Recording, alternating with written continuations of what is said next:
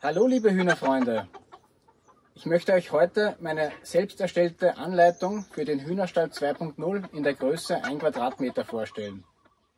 Ich freue mich sehr, denn ich bin schon etwas stolz auf mein Konzept. Es gibt jetzt 3 Möglichkeiten, um an diesen Stall zu gelangen. Möglichkeit 1, ihr wohnt bei mir in der Nähe, ihr bestellt ihn bei mir und ich liefere ihn euch. Möglichkeit 2, ihr wohnt etwas weiter entfernt, zum Beispiel in Deutschland. Ihr bestellt ihn bei mir und ich liefere ihn euch per Spedition. Da müssen dann nur noch ein paar kleine Schritte erledigt werden, wie zum Beispiel das Dach montiert werden.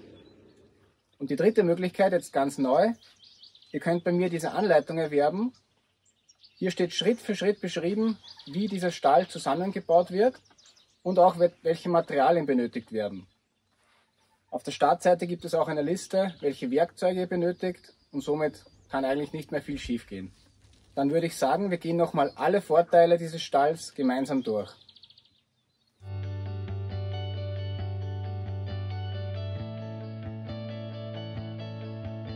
Los geht es mit einem Rundgang und der Beantwortung von 2 Fragen.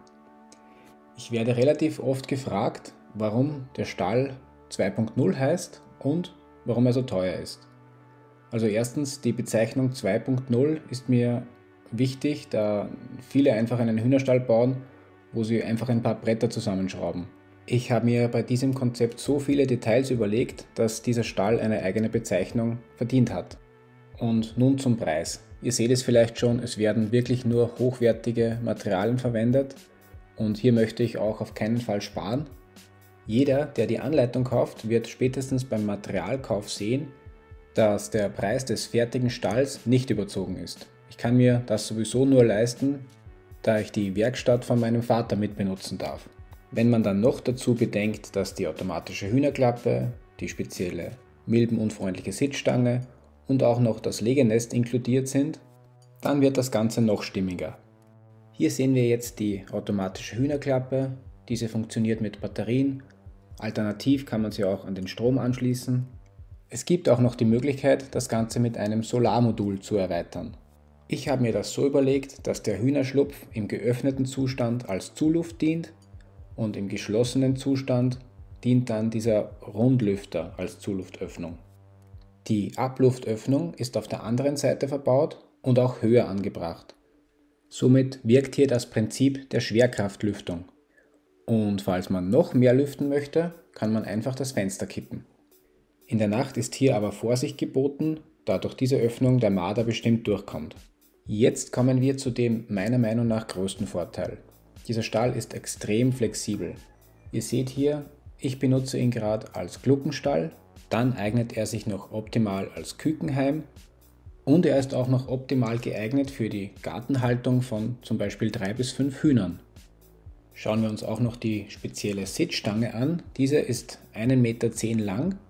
In diese Cupcake-Förmchen kann man zum Beispiel Speiseöl oder Kieselgur einfüllen.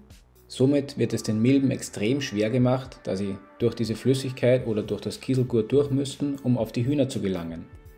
Legenester habe ich auch schon viele ausprobiert und ich muss sagen, diese Pferdetröge sind für mich bis jetzt die beste Wahl. Ich habe da hinten Löcher eingebohrt, damit man sie leicht ein- und aushängen kann. Somit kann man es super einfach reinigen. Jeder, der schon mal ein Holzlegenest hatte, wird wissen, was ich meine. Oben in der Ecke sind auch noch 2 Steckdosen verbaut, für zum Beispiel eine Tränkenheizung oder eine Beleuchtung. Und wie ihr seht, hat sogar noch ein großer Futtertrog und eine große Tränke genug Platz. Der Stall hat Innenmaße von 1,20 Meter x 90 cm, somit ziemlich genau 1 Quadratmeter groß. Bei Stallpflicht ist es aber auf jeden Fall zu empfehlen, noch eine überdachte Voliere anzubauen. Ein Huhn benötigt ca. 20 cm Platz zum Schlafen und somit können auf diesen 1,10 Meter gemütlich 4 bis 5 Hühner schlafen. Was mir auch noch gut gefällt, wenn man den Stall auf Stelzen stellt, zum Beispiel 60 bis 80 cm für erwachsene Tiere, dann kommt man wunderbar ohne sich zu bücken in alle Ecken. Somit hat man auch mehr Freude beim Ausmisten. Viele empfehlen mir auch immer, ich solle doch ein Kotbrett anbringen oder eine Kotschublade. Ich habe das aber alles schon getestet und eine Schublade ergibt wieder sehr viele Spalten und Ritzen.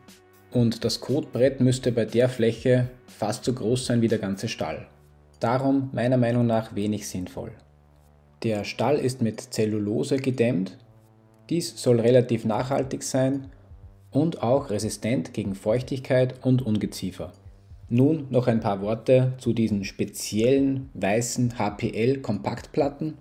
Durch deren Größe hat man den Vorteil, dass wenige Spalten entstehen und man kann diese auch noch optimal reinigen. Ich habe jetzt gerade erst wieder den größeren Stall sauber gemacht und er sieht nach einem Jahr noch immer aus wie neu. Mein allererster Stall war auch ein Holzstall und ich kann euch sagen, dieser sah nicht so aus nach einem Jahr Benutzung. Nun zu einem weiteren Vorteil der Stelzen. Die Hühner können sich darunter gleich ein Sandbad einrichten, sie haben Deckung, sie haben Sonnenschutz. Weiters ist das Holz besser vor Feuchtigkeit geschützt und auch zum Beispiel Mäuse oder Ratten haben es viel schwerer in den Stall zu gelangen. Ich habe an der vorderen Seite zum Beispiel auch noch Bretter angeschraubt, damit die Hühner auch gleich einen Windschutz haben. Ein weiterer Vorteil dieser Größe ist, wenn man diese Winkel löst, kann man den Stall zum Beispiel mit wenigen Handgriffen an eine neue Position setzen. Und falls ihr eine gerade Fläche zur Verfügung habt, könnt ihr zum Beispiel statt der Stelzen auch große Schwerlasträder benutzen. Somit lässt sich der Stall noch leichter umplatzieren. Ihr seht hier jetzt noch ein paar Aufnahmen, wie ich den Stall aufgebaut habe. Dies wird natürlich Schritt für Schritt ganz genau in der Anleitung erklärt. Ein gewisses handwerkliches Geschick ist aber schon Voraussetzung. Mit diesen roten Transportgriffen ist er auch noch relativ einfach zu tragen. Notfalls können ja auch 4 Leute zusammenhelfen. Als Boden und Decke habe ich Siebdruckplatten verwendet.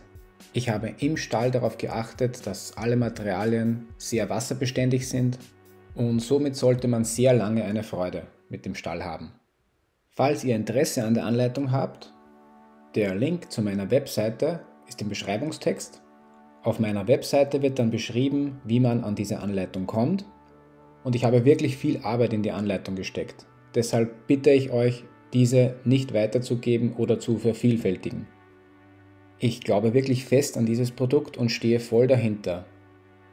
Deshalb wird es ab 2023 nur mehr diese Größe bei mir zu kaufen geben. Für die 2,5 Quadratmeter Variante möchte ich diesen Sommer auch noch eine Anleitung anbieten. Dieser wird dann aber später von mir nicht mehr gebaut. Die Idee lebt weiter, da ich ja eine Anleitung anbiete, aber die große Variante ist einfach für mich alleine viel zu schwer zu bewerkstelligen. Einen Partner für den Bau der großen Variante ins Boot zu nehmen ist für mich leider auch keine Variante, da ich diesbezüglich schon viel zu oft enttäuscht wurde. Ich danke euch wie immer fürs Zusehen. Ich freue mich, wenn euch diese Anleitung vielleicht weiterhilft. Ich freue mich auch über Feedback, das ihr mir gebt. Und ich freue mich natürlich auch über jeden neuen Abonnenten. Bis zum nächsten Video. Ciao!